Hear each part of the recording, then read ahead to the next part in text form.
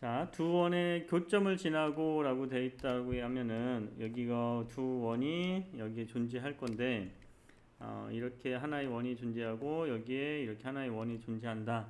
그래서 두 원의 교점을 지난다는 것은 이 점과 이 점을 지나면서 우리가 중심이 x축 위에 있다라고 하는 겁니다. 그래서 중심이 x축 위에 있는 원의 반지름을 구해라. 그러면 이 두 교점을 지나는 이 두 개의 교점을 지나는 원의 방정식은 어떻게 쓴다고 했냐면 k 그 다음에 이런 형태로 나타낸다고 했죠. k에 대한 항등식으로. 그래서 이렇게 나타낼 겁니다. 그래서 이 점을 지나는 원은 무수히 많다고 했어요. 이 두 개의 점을 지나는데, 근데 이 원에 지나는 원의 중심이 누구 x축에 있다라는 것을 이용해서 문제를 풀어주면 되겠죠. 그러면 여기를 x의 제곱 그 다음에 플러스 y의 제곱 플러스 4x 플러스 4y, 여기도 x의 제곱 플러스 y의 제곱 플러스 x 마이너스 2y 마이너스 6은 0. 근데 얘가 누구 축 위에 있어야 돼?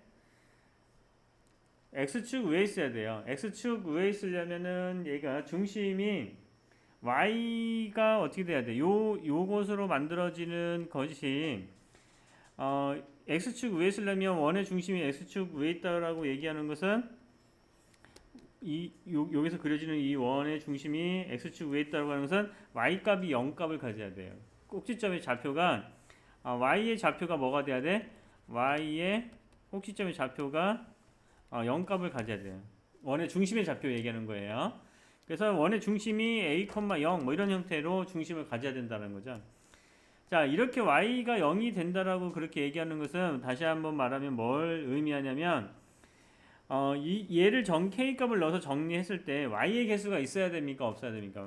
여기에서 요거를 정리했을 때 x의 제곱 ax 이렇게 있고 y의 제곱 플러스 by 이런 형태로 있으면 얘를 완전 이렇게 이런 형태로 있게 되면은 얘를 완전 제곱식을 만들었을 때 y의 좌표 꼭지점의 좌표가 0이 되지 않아요. 그래서 y의 개수가 사라져야 돼요. 여기 y의 개수가 이렇게 없을 때 꼭지점 y 원의 중심의 좌표가 0값이 같겠죠.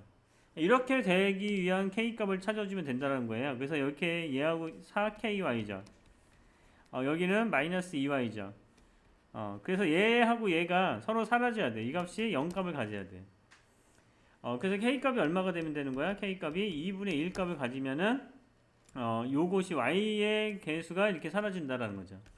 그러면 괜찮다라는 거예요. 그래서 k값이 2분의 1로 여기를 대입하면 됩니다. 여기다가 2분의 1을 대입해서 정리하면 우리가 요런 형태 원의 중심의 좌표가 a, 0인 이런 형태로 만들 수 있겠다라는 거예요. 그래서 양변에 2를 곱해서 정리하면은 여기에다가 2분의 1이니까 여기에다 2를 곱한 거랑 똑같은 거죠. 그래서 2x의 제곱 2y 제곱이니까 요거랑 정리하면 3x의 제곱 3y의 제곱이 될 거고 이렇게 하면 2x 6x가 되네요. 6x가 될 거고 이렇게 하면 마이너스 4y 플러스 4y 사라졌죠. 마이너스 12 마이너스 12는 플러스 12라고 넘기면 이렇게 쓸 수가 있겠네요.